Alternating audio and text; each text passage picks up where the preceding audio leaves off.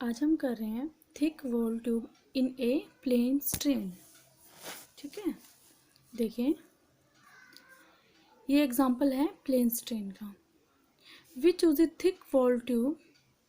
Plane strain के example के लिए हम किसको चूज कर रहे हैं? Thick walled tube in the plane.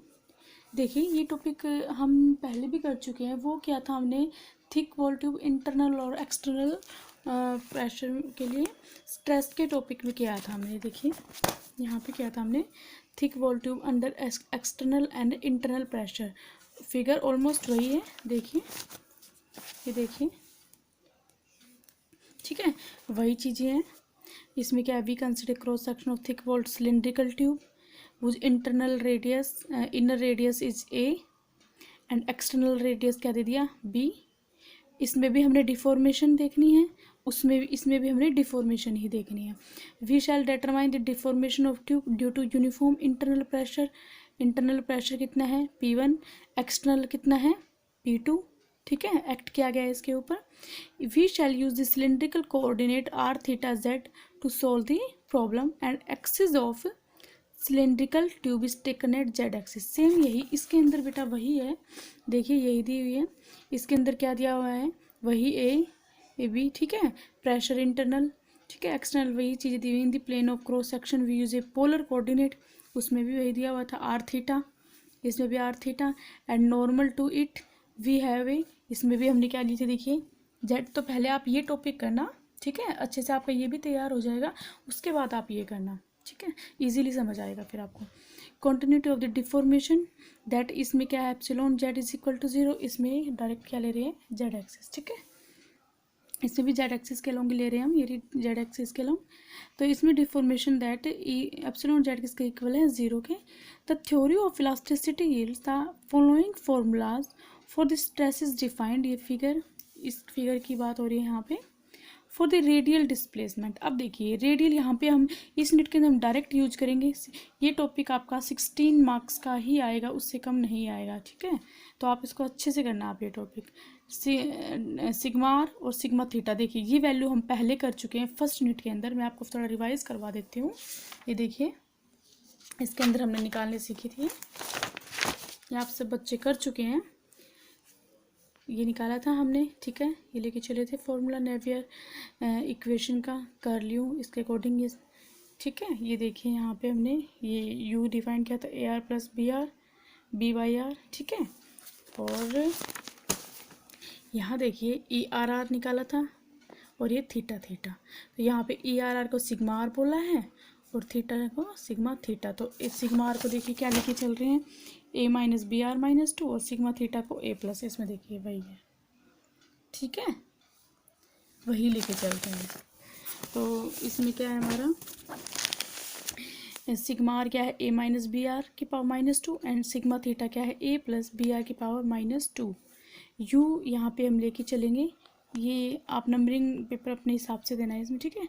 ये यू की आपको वैल्यू ध्यान रखनी है 1 plus mu V by E bracket A 1 minus 2 V R plus B R minus 1, ये आपको रिजल्ट ध्यान रखना है, ठीक है। वी यूज़ इन फॉर्मूलाज को हम यूज़ करेंगे अपनी प्रॉब्लम को सॉल्व करने के लिए। We use this formulas to solve 2 problems. First we apply an internal pressure P, वहाँ पे P1 P2 था, यहाँ पे क्या ले रहे हैं? Pressure P। इंटरनल प्रेशर क्या आ रहा है? P, while keeping the outside of the tube from stress we have then boundary conditions। देखिए बेटे इसमें भी हमने बाउंड्री कंडीशंस लेके चल रहे थे। तो R R minus P1 at R is equal to A पे ही लिया था, यहाँ पे 2 प्रेशर लिए थे, और बी पे क्या लिया था? तो आर आर बी पे प्रेशर क्या था? -P2 एक्सटर्नल, और इस पे क्या था? -P1। फिर सिंप्लीफाई कर रखा है इसको। तो यहाँ पे भी वही है, यहाँ पे देखिए R is equal to B, sigma R क्या? -P, और ए पे क्या लिया है? क्योंकि उसके लिए कोई भी प्रेशर यहाँ पे सिग्मा आर क्या लिया है? 0, क्योंकि एक्सटर्नल की यहाँ पे कोई बात ही नहीं की है, ठीक है। तो यहाँ पे क्या ले लिया? सिग्मा आर क्या ले लिया यहाँ पे? 0, ठीक है। तो अपॉन इंसर्टिंग सिग्मा आर, ये देखिए सिंप्लीफाई करके ए और बी की वैल्यू निकाल रखी है। मैं आपको बताती हूँ कैसे निकाली है। देखिए बेटे, देखिए sigma R A minus B R -2, तो सिग्मा आर क्या है? ए माइनस इसको मान लिया नंबर 1, सिग्मा थीटा इसको मान लिया नंबर 2, ठीक है। अब देखिए वैल्यूज़ क्या दी हुई है हमें, सिग्मा आर बी और आर क्या दिया हुआ है, आर क्या दिया हुआ है बी, और सिग्मा आर क्या दिया हुआ है -b, आर क्या दिया हुआ है ए, सिग्मा आर क्या दिया हुआ है 0। पुट की यहाँ पे सिग्मा आर की वैल्यू क्या है -p ए, नीचे आगे पॉजिटिव -p पे हमारा आर क्या है यहाँ पुट कर दी। सिमिलरली सिग्मा दूसरा क्या है 0, ठीक है 0 इसी में फर्स्ट में ही पुट किया हमने, ठीक है। ये नहीं कि इसमें इसका भी यूज़ नहीं, हमने किस में पुट की है, फर्स्ट में पुट की है, ठीक है। फर्स्ट के अंदर एक बार ये सेटिस्फाई करवा दिया, फर्स्ट के अंदर एक बार ये सेटिस्फाई करवा दिया, ठीक है। सिंप्लीफाई किया, ठीक है। मैंने बिल्कुल एक स्टेप खोल के कर रखा है, इसमें आप इजीली आपको समझ में आ जाएगा। देखिए सिंप्लीफाई किया है, यहाँ पे हमने किसकी वैल्यू फाइंड आउट कर ली, यहाँ पे बी की, ओके बी की कर ली। अब बी की वैल्यू पुट कर देंगे, मान लो किसमें कर दी मैंने 3 में पुट की है, देखिए 3 में पुट कर दी, यहाँ से -p ए की जगह ए, बी की वैल्यू पुट कर दी, सिंप्लीफाई करके हमारे पास किसकी वैल्यू आ गई ए की, ठीक है। तो यही देखिए ए की वैल्यू क्या है p, ए की वैल्यू क्या है p b square A square minus B square, और b की वैल्यू क्या है p a square b square divided by A square minus B square, ठीक है। तो देखिए ये ए की वैल्यू बी की वैल्यू मैंने आपको सिंप्लीफाई करके बता दी। अब हमें किसके लिए निकालनी है, सिमिलरली ये सिग्मा आर की वैल्यू, ठीक है। सिग्मा आर की वैल्यू कैसे निकालेंगे, ये देखिए अब सिग्मा थीटा की, सिग्मा आर की वैल्यू क्या कर रखी है, सिग्मा आर की वैल्यू के लिए पुट कर दिया, ए की जगह ए की वैल्यू पुट कर देंगे, बी की जगह बी की वैल्यू पुट कर देंगे, बस जस्ट सिंप्लीफाई।